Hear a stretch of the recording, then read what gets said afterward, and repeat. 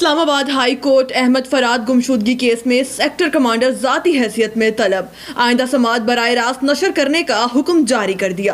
اسلام آباد high court نے مغوی شاعر احمد فراد کی بازیابی درخواست پر سماعت میں ایس پی آپریشنز کو سیکٹر کمانڈر کا بیان ریکارڈ کرنے کا حکم دیتے ہوئے کہا ہے کہ سیکٹر کمانڈر اگلی سماعت میں ذاتی حیثیت سے عدالت میں پیش ہوں۔ دوران سماعت جسٹس محسن اختر کیانی نے ریمارکس میں یہ بھی کہا کہ ہماری کورٹ میں آئندہ مسنگ پرسنز کی سماعت براہ راست نشر ہوگی۔ میں آرڈر کر رہا ہوں آئندہ اس کیس کی لائیو کوریج ہوگی۔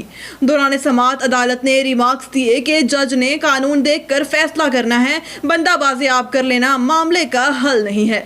اگلی تاریخ میں بتائیں کون سے قانون کے ذریعے ایجنسی ریگولیٹ ہوتی ہے۔ جسٹس محسن اختر کیانی نے کہا کہ مسنگ پرسن کے کیس میں سیکریٹری دفاع اور سیکریٹری داخلہ کو کروڑ روپے جرمانہ کیا تھا۔ میں نے کبھی نہیں دیکھا کسی عدالت نے دہشت گرد کو ضمانت دی ہو۔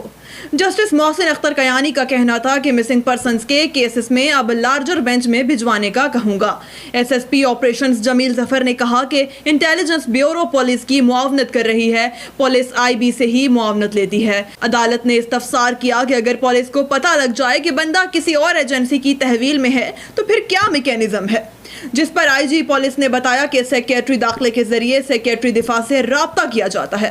پولیس سیکریٹری داخلے کے ذریعے سیکریٹری دفاع کو شواہد دیتی ہے، پولیس پھر اس کیس کو جبری گمشدگی کا کیس قرار دے دیتی ہے۔ جسٹس محسن اختر کیانی نے ریمارکس دیے کہ آپ کی بات مجھے بڑی عجیب لگی کہ جب پتہ چل جاتا ہے تو اسے جبری گمشدگی قرار دے دیتے ہیں۔ عدالت نے ایس پی آپریشنز کو سیکٹر کمانڈر کا بیان ریکارڈ کرنے کا حکم دیا اور کہا کہ سیکٹر کمانڈر اگلی سماعت میں ذاتی حیثیت سے عدالت میں پیش ہوں۔